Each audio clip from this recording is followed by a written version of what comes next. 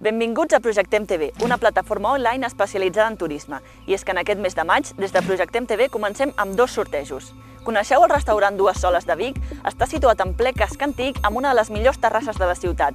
Amb molt d'encant podreu assaborir les més exquisides tapes.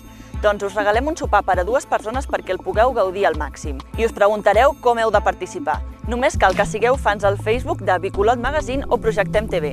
D'aquesta manera us assignarem un número i en relació al sorteig de la 11 del dia 10 de juny ens sortirà el guanyador o guanyadora.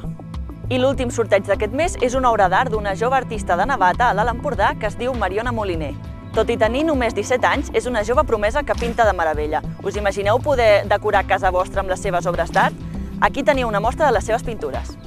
I per aquest mes de maig, això és tot.